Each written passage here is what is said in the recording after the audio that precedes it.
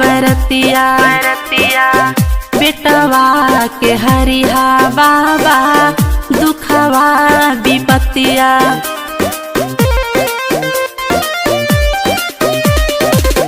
निर्जल भूखी बाबा जितिया बरतिया बेटवा के हरिहा बाबा दुखवा विपतिया। भीख मांगी लया तेरा पसार हो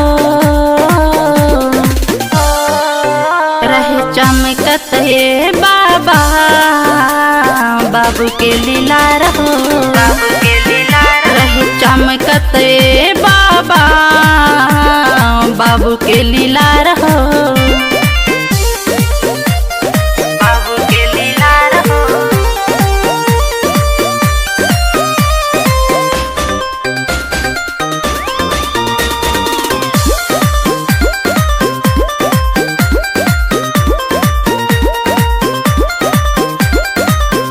लमहर उमरिया दीहा हमरो बीरान के अचरा के छैया रखिहा हरदम सुमान के हरदम सुमान के।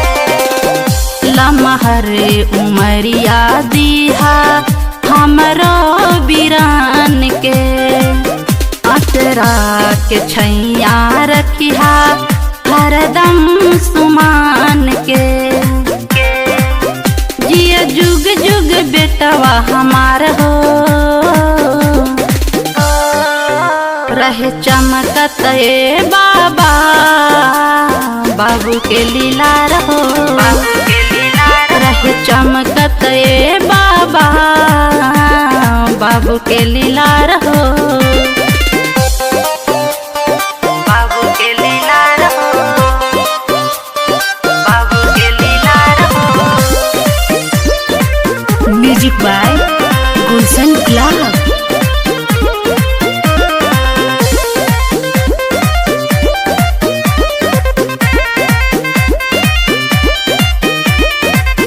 घरवा में कुल के दीपक बाबा जगमगाई उहे मड़ुआ आटा मछरी मार के ले आई मार के ले आई।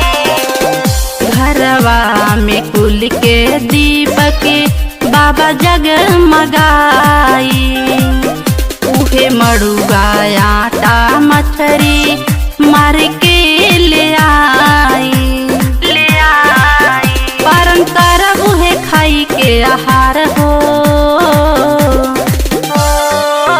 रहे चमकत ए बाबा बाबू के लीला रहो रहे चमकत ए बाबा बाबू के लीला रहो बाबू के लीला रहो।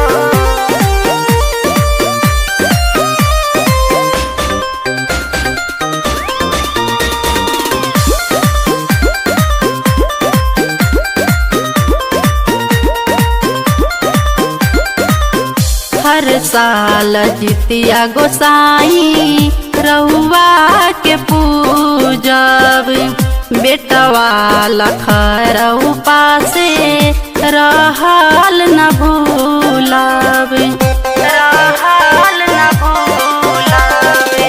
हर साल जितिया गोसाई रउआ के पूजब बेटवा लखरऊ पासे रहल न भूलब और सविता के बाटे बार बार हो